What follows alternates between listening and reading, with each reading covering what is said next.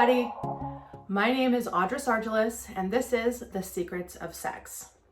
If you like what I'm doing here and you want to continue this journey with me, please subscribe. So I last left you off with in the meantime, right? And that was in Texas, all over the place really, about what else was going on, right? And I brought up Jack the Ripper. The reason that I'm going to cover Jack the Ripper today is because he was known to terrorize prostitutes. There's some revelations as we go along here. There's difference of opinions, all those types of things. So just bear with me. This is exceptionally interesting. I will tell you right off the bat that this is very, very explicit detail of murders that have occurred. This is not for younger audiences, so please keep that in mind, all right? So while Deadwood was in full swing, some true atrocities were going on in the Whitechapel district of London in 1888. A serial killer began his reign of terror, and at the time he was called the Whitechapel Murderer. He was also called the Leather Apron. That's fucking terrifying. It sounds like Leather Apron. It sounds like what, Chainsaw Massacre? Terrifying. But you and I know him as Jack the Ripper. Why are we talking about a serial killer in The Secrets of Sex? That might be a question, right? Well, most every single victim was attributed to being a prostitute. And where are we right now in The Secrets of Sex but prostitution? So I found this to be relevant, and as we go through the entirety of this series, I will be injecting some crimes that happen along the way that I find to be interesting, that kind of coincide with what we're talking about. And this happens to be it. These women were prostitutes or homeless women who worked and lived in the slums of the East End of London. Rumors began to spread like wildfire of numerous letters that were written claiming to be the murderer. They were sent to the media and to Scotland Yard, right?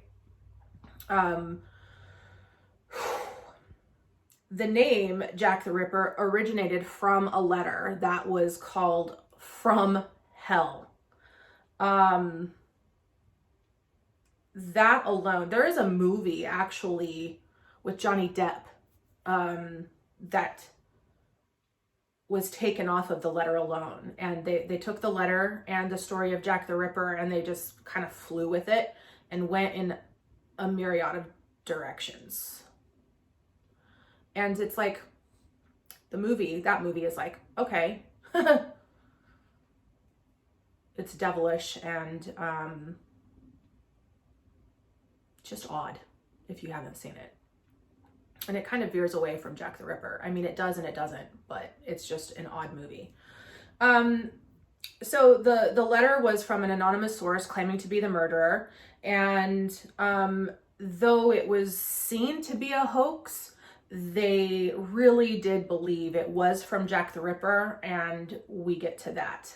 It was also believed that this letter was written by a journalist hoping to increase circulation of the newspapers and to get more people interested in this crime, and so that they would read the newspapers, circulation, money, you know, how all of that works. It's not like that this hasn't happened before. You know, there have been crimes since, and I'm sure will happen again, where a journalist has done this. They've written a letter and claimed to be the murderer. hoping to increase their popularity of covering the story. So could this have happened? Absolutely. Absolutely, it could have. I don't think so because of later instances that happen. And it was the in hell letter that coined the term of Jack the Ripper. And this is where the name stuck. Yes, he was still called the Whitechapel murderer. He was still called the Leather Apron, but his coin was Jack the Ripper, right?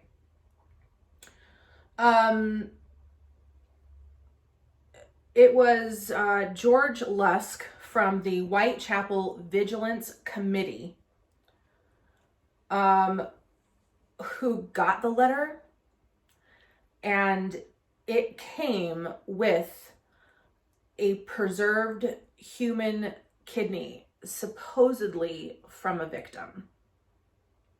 So it's really kind of hard to disclaim and say it wasn't from Jack. You know what I'm saying? So it's like, it probably was. Okay, so let's put some things into perspective here. The population of the Whitechapel area, known as the East End, swelled massively with approximately 80,000 inhabitants by 1880. And work and housing conditions worsened, and a significant upper class population was born, and a significant underclass was born. And at this point in time in the East End, 55% of children died by the age of 5. That's how horrible conditions were, that children couldn't even survive the time. The poverty was so insane. Robbery, violence, alcoholism, drug use was commonplace, and the endemic of poverty swelled the ranks of prostitution. You had women who were alone raising a child by themselves, and the only way they had to survive was prostitution. That was the only way for them to make money, right? This is probably another reason why children passed by the age of 5, because mothers had to leave their children at home or wherever it was they were staying, and they would often freeze to death. The environmental conditions got to them. They starved. It was horrible. It was really horrible. So at that point, right, 1888, the London's Metropolitan Police Service claimed that there were 62 working brothels and a minimum of 1,200 women working the streets. There were these places, they were called common houses, not unlike a hostel. And you could get a room with a bed for 4 pence a night. And then there was also like a common area. And in there, you would get a bed with a rope between you, and a sheet, and bed, sheet, bed. Those were called lean-tos or a hangover. And those beds basically cost 2 pence a night. And you had to get these rooms early because they would sell out very, very quickly. The beds would sell out. And then if you didn't get that, you were stuck, maybe sleeping in a corner of a bar, tavern, or if you worked in a brothel, you just worked all night and you stayed at the brothel, or you slept on the street. So it was a mess and horrible, just horrible working conditions, living conditions in general. So not only were the economic issues extreme, but they were accompanied by a severe, steady rise of social unrest, okay? And honestly, like, how could there not be? You had such a high level of poverty. People were pissed off, you know? It was just like unlivable conditions. You know, people were angry. People were angry. And between 1886 and 1889, there were frequent demonstrations by the people, which had to be interrupted by police intervention. And then this caused public unrest. And this also led up to what's known as Bloody Sunday, which happened in 1887. If you don't know about it, look it up. The place was a fucking mess. But Bloody Sunday, U2 sings about this song, you know, Sunday, Bloody Sunday. That's because it's a real historical event. Check it out. It's actually undetermined how many women were actually murdered by Jack the Ripper. And there are 11, I say confirmed, murders from Jack, right? And those were between April 3rd, 1888 and February 13th, 1891. Opinions here, however, are varied. Some say that there were only 7, but information that I have come across leads me to believe that there were far, far, far more. And it's terrifying when we get to all of this. The first 2 cases were Emma Elizabeth Smith and Martha Tabram. There's conflicting opinions here that these 2 were Jacks. I personally believe that they are, and my reasoning is the same as the officers and detectives who believe that it was. My reasoning here is because most every single serial killer has an MO, right? It's called modus operandi. And this is their signature, like how they pull off their murder, how they do it every time, how they kill somebody, how they leave the body, how they leave a scene, right? But at the very beginning of almost every single serial killer, I can't say sloppy, but they're sloppy, you know. They don't have it down yet, you know. They're coming to it. They fuck up, they make mistakes, and in these 2 cases, here's why. So Emma Smith was robbed and raped. She had been bludgeoned about the face and received a cut to her ear. And I'm not sure on which side this says because it doesn't say.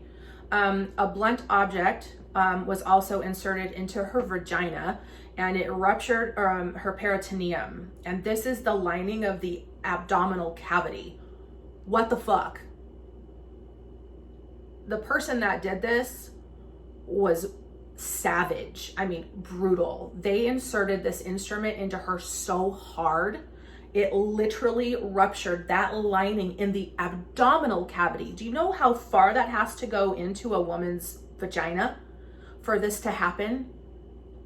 And how hard that has to happen? This poor woman actually survived the night and was in the hospital the next day. She claimed that it was a group of 2 to 3 men, one being a teenager, and that they were the ones that did this. Now, I find this possible and plausible, okay? But through all of my research through this, right, I have found that most women who work in prostitution or escorting for that matter, very rarely ever report that they have been attacked by a single individual. And that's because they're a prostitute and nobody believes them. And we'll cover this when we come to New York in the 70s, and you're not gonna believe what prostitutes were considered in the 70s here in the United States. It's fucking sickening. So this poor woman survives the night after being just completely savaged. Claims it was 2 to 3 men. She doesn't know.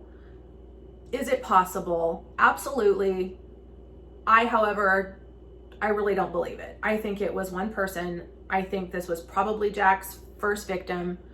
And I think the reason that he did not succeed is because she fought back. Even though, like, at the end there, when he did insert whatever object into her, she just like passed out, right? Emma ends up dying. She gets an infection because of everything that happened, and she died literally the next day after she was interrogated. It was fucking horrible. Martha was the second victim, and she was murdered on a staircase, receiving 39 stab wounds to her throat, abdomen, heart, lungs, liver, spleen, stomach. With her lower abdomen, which had additional knife wounds. There were also additional knife wounds to her breasts and to her vagina. And with this one, they believe that a right-handed person committed this crime. But she was not raped.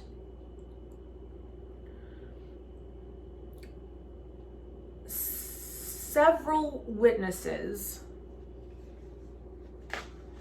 throughout the entirety of this case have come through stating that they have seen a man who was kind of genteel, and he wore a deerskin hat, a dark overcoat, and he was just kind of fair and genteel. So he came across very unassuming. And anybody who deals with people, I'll say in that line of work, you see a big lumbering man, you're going to be way more aware and careful, I want to say, careful, than when it comes down to somebody who looks a lot more gentle, right? Again, they don't believe it was Jack who committed these two crimes because of the MO. They were just too different from the rest of the crimes that happened here. And now in this day and age, there's so much more information that has come out and let us know that the way that a serial killer operates, right? Now, does that mean that they're all the same? Absolutely not.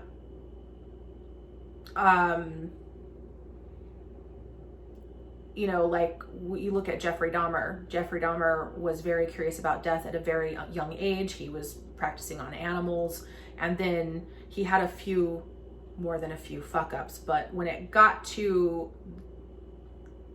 his actual like first murder, they were all technically like the same, you know.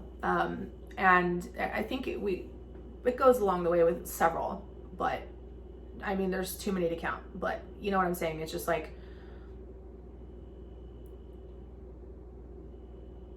I don't know. You know, it's as seen through history, the murder scenes tend to evolve until they get their right signature down, right? So that's why I think this. So Emma might not have been his, but she very well could have. I'm counting them. This is 2. Then there's a thing called the canonical 5. Canonical. Say that 5 times fast. Canonical, canonical, canonical, canonical, canonical. Oh my God, I got it. Did I get 5? Canonical? Shit. That was Mary Ann Nichols, Annie Chapman, Elizabeth Stride, Catherine Eddowes, and Mary Jane Kelly. Poor all of them. Fucking Mary Jane. So as I was doing my research for this, I was stunned. I was truly stunned at the just fucking savagery, the brutalness of all of these murders. Not that any murder isn't brutal and savage and horrible, but the way that these were taken,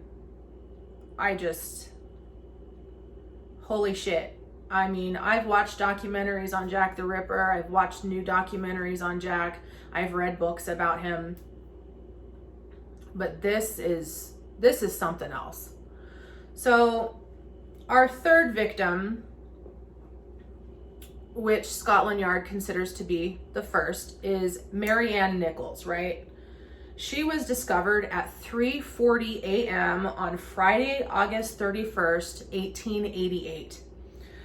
Just 1 hour after she had been seen alive. 1 hour, okay?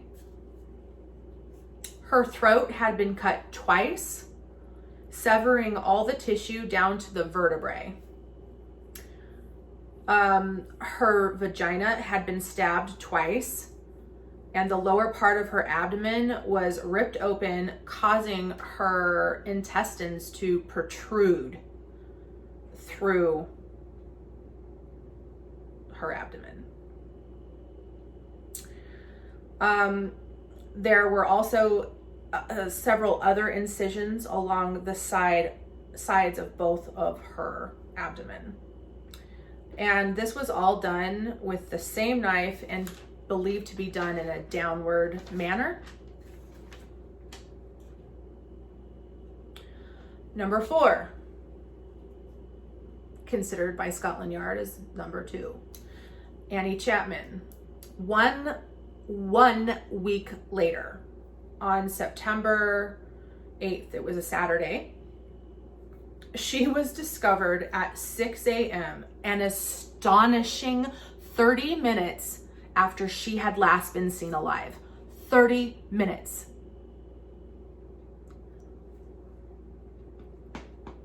Her throat had been severed all the way to her vertebrae, also by 2 cuts. Her abdomen had been entirely cut open, with a section of flesh placed on her left shoulder and another section of flesh and her lower intestines placed above her right shoulder. Her uterus, part of her bladder and vagina had been completely removed.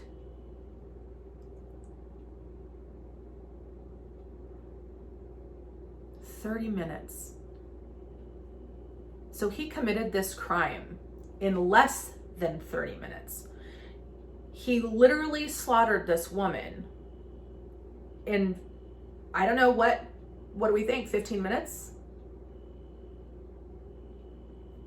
And Elizabeth Long said that she had seen Annie at 5:30 a.m. in the company of a dark-haired man with a deerskin hat, a dark overcoat, and a shabby, genteel appearance. Other witnesses also confirmed this and overheard the two talking and heard the man say, "Will you?" To which she replied, "Yes," which ultimately led to her doom. Here's my question. They found her at 6 a.m. She was seen at 5:30, guys, 5:30. He did this to her in 10 to 15 minutes. Maybe less, but what the actual fuck?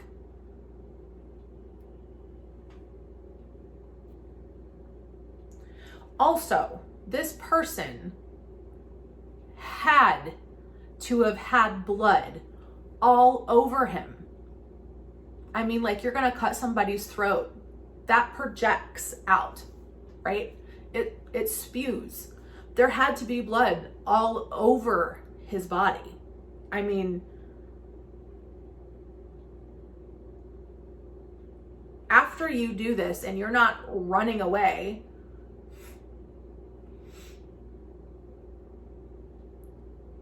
and you're just strolling down the road, how does nobody notice that you're covered in blood? You had to be. Now, if he took off his hat and he took off his coat and then he did this, then at least he could put his hat back on and his overcoat and stroll away. And maybe you would only see blood on his face, possibly. But like, mind blown.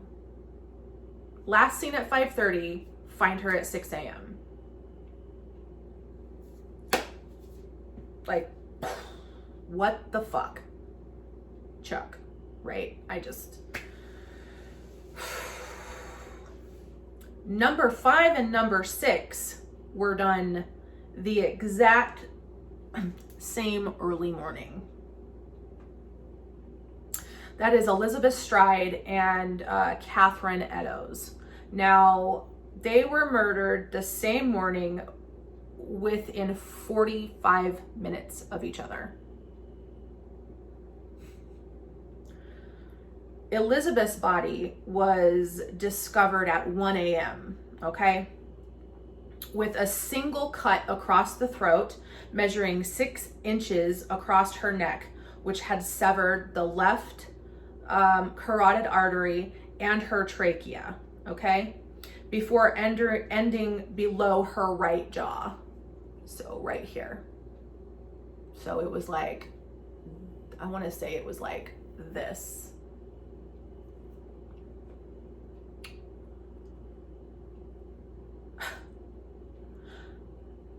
The difference with her is that there were no other mutilations found on her body, and it's the belief that Jack was interrupted.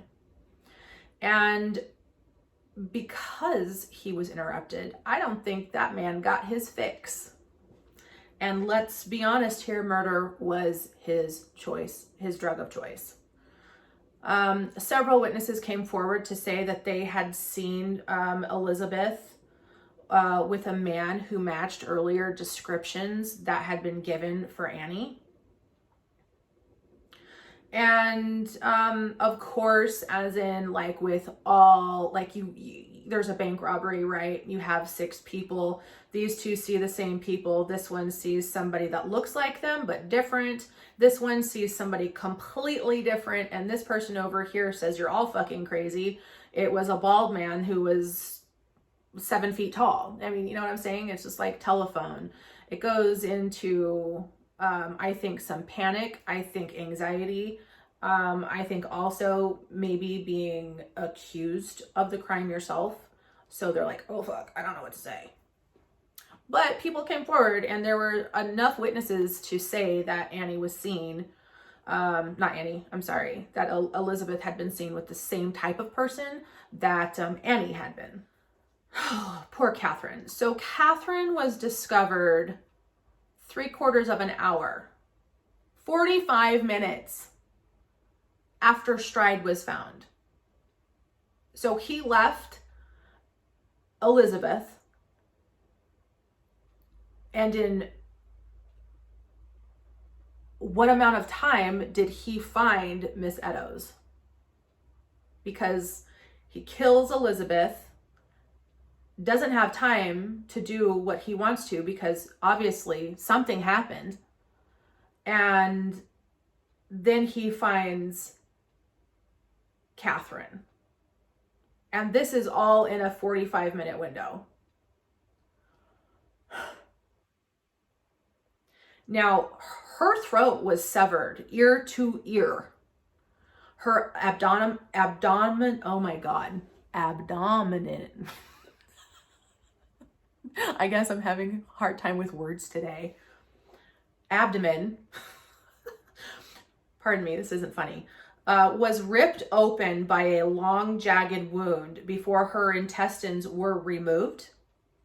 and placed over her right shoulder, with a section of her intestines removed completely and placed between her body and her left arm. Her kidney, a major part of her uterus, was removed. Her face had been massively mutilated, with her nose being severed, slashes on her cheeks, cuts measuring 1/4 inch and 1/2, respectively, vertically incised through her eyelids, and a triangular incision with the apex, which pointed to her eye, had also been carved into her cheeks. So he literally cut her like that. Now, was he trying to cheek her? I don't know if you know about like cheeking, but like in fish, for instance, you'll cook what's called the cheeks. And there was the theory that Jack was a cannibal because he took organs from his victims. Now, for Elizabeth, Annie, and the ones before, this didn't happen. But for Catherine, it sure did. And a part of her ear was found in her clothing. So he mutilates the fuck out of her face. And he cut those triangular incisions in her cheeks. And the police surgeon who conducted the postmortem stated that he believed that, possibly with some experience, that this person could have done this type of mutilation in 5 minutes.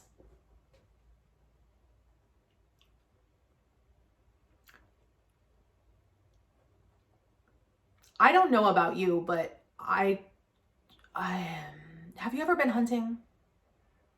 'Cause I hunt. And do you know how long it takes to dress a deer? And we have like, well, I'm sure that they had gut hooks back then, but like you have to get through the skin on a deer and then make an incision and use your gut hook to pull open, right?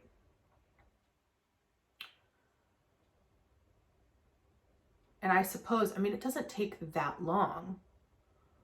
Fuck, I guess. That's just fucking disturbing to me. Like, I just don't know how one human being could do this to another human being and it take 5 minutes. Like, this is okay. It fucking blows. This blows my ever loving mind. No joke. I just find this, that it just didn't take him very long to do these crimes. And he was found, he wasn't found, but these bodies were found only 45 minutes from each other. And you know that he had to have found Catherine within a very, very short period of time. They weren't found too horribly far from each other, but still, he found her,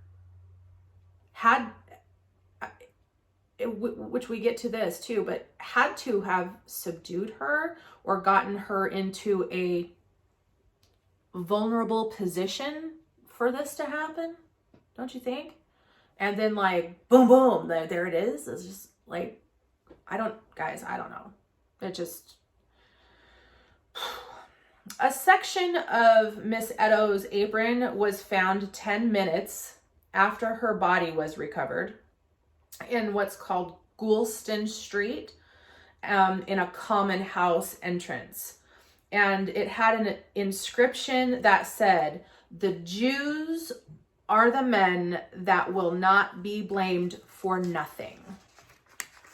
Now, they didn't know if this was from Jack or if this was just like incidental and had nothing to do with the case at all. And the commissioner was so concerned that this would spike and cause anti-Semitic riots that he had that writing, it was done in chalk, he had it cleaned up and wiped away, because for one, he didn't believe it even had to do with anything dealing with Jack the Ripper, and he just was like, this is gonna cause some shit, get rid of this. So they did.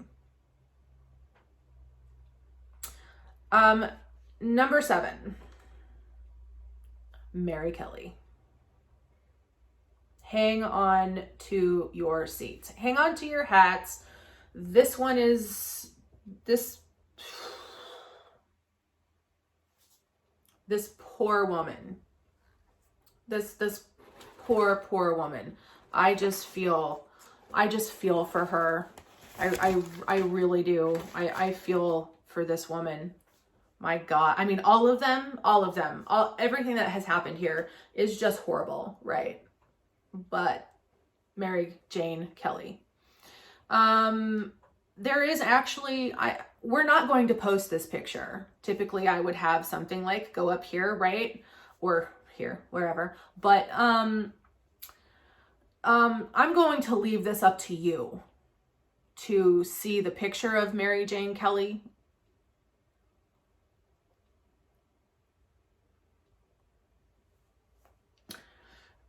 She was by far the most ravaged.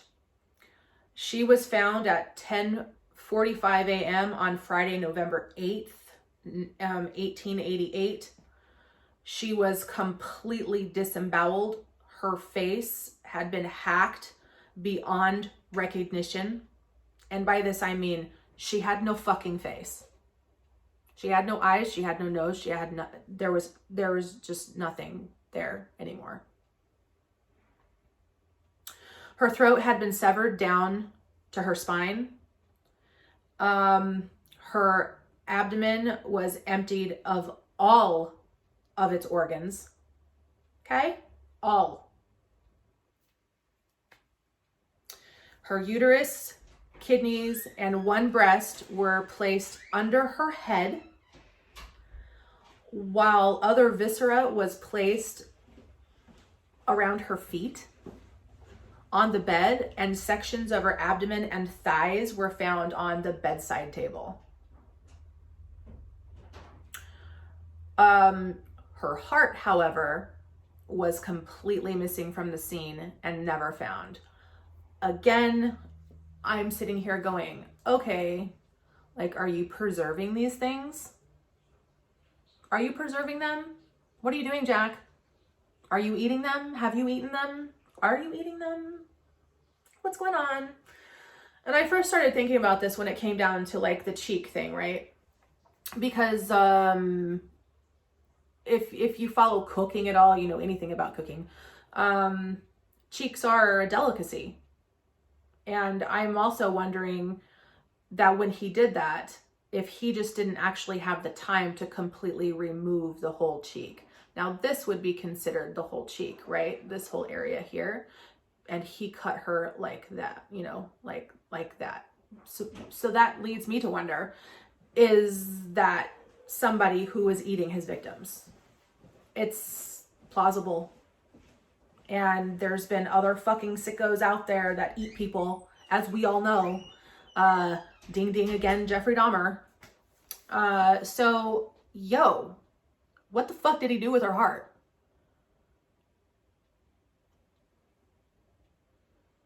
And in that letter from hell that was sent to the media and to Scotland Yard, you know, it was the Vigilant Committee, right? They were the ones that got the letter too, and it had the preserved kidney in it, and it had been preserved in wine. And it was only part of the kidney. It wasn't even a whole kidney. What the fuck again? What did you do?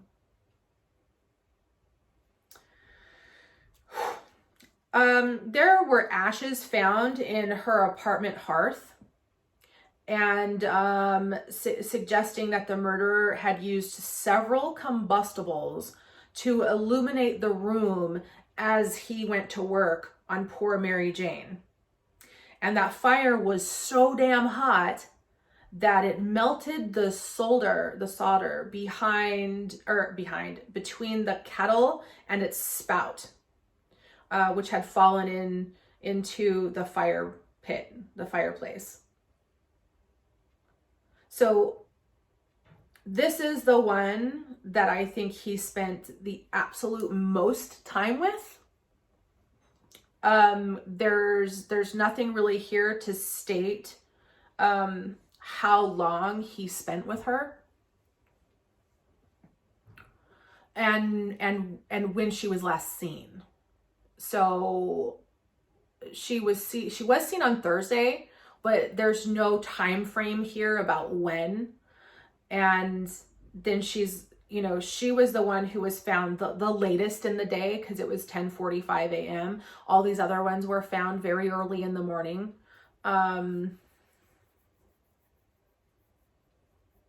So he spent time, and he built the fire up. Did he eat her heart there?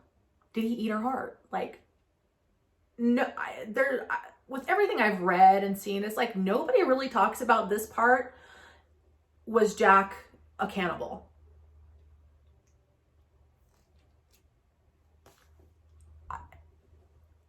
I don't know. My opinion is that he probably was, because he was a fucking sicko. Jack was a fucking sicko. Oh, it's just, ugh. Come on. Fuck. Holy cow. Anyway, so I'm going to leave you with this right now. We will pick up next week with the conclusion of Jack the Ripper. And it's a doozy. It's interesting. It's fucking wild. So leave me your comments below, please. Tell me what you think. Tell me your opinion. Do you think Jack was eating on these people's organs, these women? Was he eating them? I mean, obviously, like, he wasn't eating them, but their organs, right? In my opinion. I could be, like, way out left field and I'm full of shit. Like, I don't know. But it kind of sounds to me like Jack probably was eating them. Or he was preserving them. Which, again, in itself is just fucking gross.